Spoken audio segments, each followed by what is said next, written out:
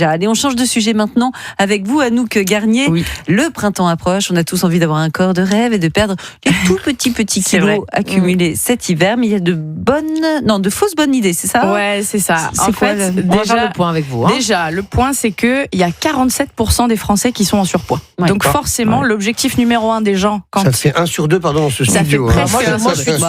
Non. Ah si, je vous J'ai jure. rien dit. Attention, c'est un vrai surpoids. Bah, Donc, c'est pas un faux, le mien.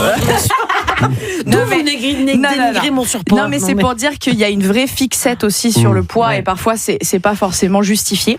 Et il y a une insatisfaction de son corps en fait qui est mise en avant et tout ça, ça a créé un vrai business, on va pas se mentir. Et comme on sait que les gens sont un petit peu feignants, on va vendre beaucoup de solutions miracles.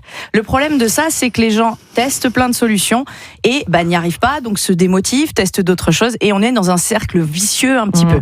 Donc j'aimerais juste rétablir certaines vérités et casser certaines croyances. Je suis sûre que vous en avez déjà entendu. C'est sûr. Ici autour de la table. Moi, on est très intéressés par ce sujet. Je vais en dire 3, mais sachez qu'il y en a beaucoup. La première, c'est celle que j'entends le plus, c'est le côté la graisse ciblée, la perte de graisse ciblée. C'est-à-dire, on se dit, j'ai un petit peu de ventre à perdre, je vais faire des abdominaux. Et alors, c'est pas vrai ça ? On peut pas juste perdre de la graisse Non. on peut arrêter les abdos, c'est bon. Allez, hop, on arrête les abdos. On va faire le ménage aujourd'hui aussi, on va faire de l'ordre, Julia. Non, c'est que simplement, vous allez renforcer une zone avec un exercice. Donc en faisant des exercices d'abdominaux, on renforce le muscle, mais c'est pas ça qui va faire perdre le gras. Ce qui va faire brûler des graisses, ça va être plutôt la méthode, l'entraînement qu'on va utiliser, les entraînements peut-être plus cardiovasculaires, etc. Mais l'exercice en lui-même, c'est pas lui qui va brûler des graisses et surtout pas dans la zone. Et même en réalité, on peut pas choisir de la zone sur laquelle on va perdre en premier, etc. C'est nul si on perd là où il faut pas. C'est nul, hein, c'est nul. Mais ça veut dire que même si on fait plein d'abdos, si ça se trouve, je vais perdre mes cuisses. Peut-être. C'est ça mais parce que vous aurez fait du cardio, voilà. Génial. Donc voilà, ça c'est la première. Ensuite, la deuxième, et celle-ci, c'est écrit des fois sur des studios de coaching, c'est transformer votre graisse en muscle. Ah ouais, on veut bien nous ça. Et alors la marmotte, elle met le chocolat dans le papier d'alu. Alors, un gros mytho, on va être clair, la graisse ne se transforme pas en muscle, elle va se transformer en énergie, elle va se transformer quand même. Je vous fais un petit cours de science, qu'est-ce que vous êtes prêts à écouter le professeur Garnier pendant... Non, 30 secondes.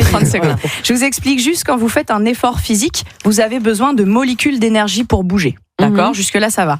Ces molécules sont en quantité vraiment limitée dans votre corps, donc il va falloir recréer constamment ces molécules d'énergie.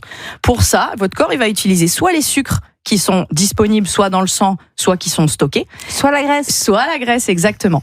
Donc la graisse va se transformer, oui, mais pas en muscle. Pas du tout en muscle, en énergie. Après, en revanche, avec une activité physique, vous allez diminuer le pourcentage de masse grasse, augmenter le pourcentage de masse musculaire. Mais l'un ne transforme pas en l'autre. D'accord. Alors, troisième et dernière idée reçue. Vous avez une idée ou pas déjà ? Non, même pas. Même pas. Non, je pense que nous, on les croit toutes, ces fausses idées, ces fausses croyances. Alors, il y en a une qui est sympa, c'est aussi... voilà. Je sais, c'est genre, il faut faire 45 minutes de cardio pour taper dans la graisse. Exactement. Moi, j'arrive jamais aux 45, en fait. Je m'arrête toujours à 40. Vous savez quoi, Mélanie, c'est pas grave. Parce que, finalement, on se rend compte que déjà, vous connaissez l'entraînement de haute intensité, le HIIT, l'intervalle training. Je t'en fais tous les week-ends, moi. J'adore 10-15 minutes, là, c'est parfait. Voilà, vous avez parfois des entraînements de 15 minutes ou de 20 minutes, et pourtant, les gens perdent du poids avec ça. Donc, déjà, ça prouve. Ah oui, le vraiment. HIIT, ça marche, le HIIT, c'est ça, exactement.